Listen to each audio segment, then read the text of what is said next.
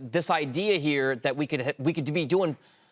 I said welcome to Black Friday, but the truth is I've been doing Black Friday shopping for the last 2 or 3 weeks now, Jan. That's very different than it's been in years past. Why? Hey, wait a minute. I'm going with things are back to normal. We have too much inventory. We have people coming back to the stores, and we're going to see penetration by online. That's been going on since what, 1999? This looks more normal to me than anything we've seen in the last 3 years, at least since 2018, 2019. We're going to get people out there. They're going to go to Macy's. They're going to go to Dillard's. They're going to go to Walmart. They're going to go to Target, and we're going to see them shop. But yes, this will be the first year in a couple of years that I haven't said, if you want it, you better go buy it now because it's not going to be there and it won't be cheaper.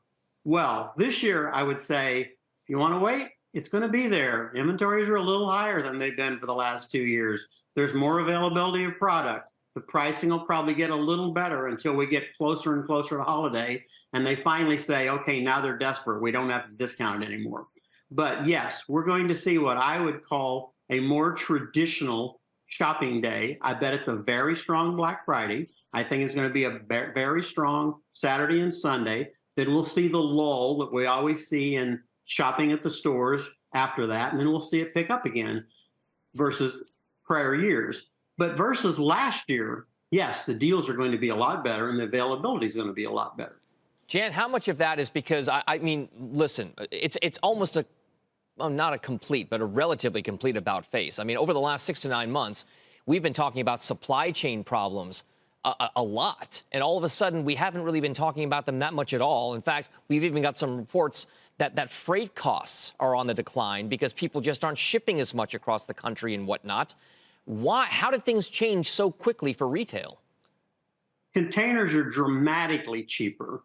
Ocean shipping rates are dramatically cheaper. Now we have 20 boats setting offshore instead of 120. We don't have any of those problems going on right now. And that has brought down the cost of moving the product. The product itself is not, to produce it is not going down in price, but the cost to move it has certainly come down and the ability to get it here on a timely basis. So we saw a nightmare in the first quarter. All that merchandise showed up and people said, gosh, that wasn't really what I had in mind. And we saw enormous discounting. We saw that continue in the second quarter. It got better, much better in the third quarter. And the third quarter reports that came out just last week and the week before, they were pretty good reports. People beat what the expectations were kind of across the board. Only really Target was disappointing and they were still sitting on tons and tons of inventory. Fourth quarter is going to look a lot more normal than any of those 3 quarters did. We don't have that much inventory relative to Q1 and Q2, but certainly we do versus last year, and the availability is a lot better. So we are going to see discounting. We are not going to see the nightmare we saw in the first quarter and the second quarter. Jan, one of the things that's been very transparent from many of these companies is the impact on profit margins that we will see. We've been prepared as investors, as traders, as the people in business news about the fact that discounting will happen.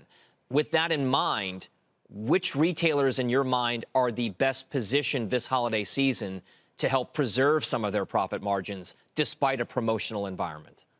Well, they've certainly gotten us pretty well prepared, right? They gave us guidance and we know kind of what we should expect to see, and we know it's going to be more promotional. We know it's going to be tougher on gross margins. Macy's came out and said, hey, we're only sitting on 4% inventory gain increases. We're in good shape. So you would certainly think they're going to have a good holiday. Dillard's is in good shape on inventories. They've been having strong sales. They'll have a good holiday. Walmart's winning the game. They're gaining market share. So they're going to have a good holiday. And then the guys at the upper end, people like Tapestry and Capri and Lululemon and Nike and Ralph Lauren and Boot Barn, Contour, Tractor Supply, they're going to have a good holiday because that's where the consumer wants to shop. And that top 60% of the economy, those consumers, they've still got plenty of money and they're spending it. And yes, travel's costing them 50% more, but they want a new suitcase to take with them and lots of clothes to put in those suitcases. And they're out buying them, and they're going to be out buying them this weekend and right through holiday. Gifting is going to be the #1 gift is going to be apparel, and #2 is going to be gift cards this year. We haven't seen that in a while. So yes, those kind of businesses, upper end retail, I left out LVMH and Kering, they're going to be good.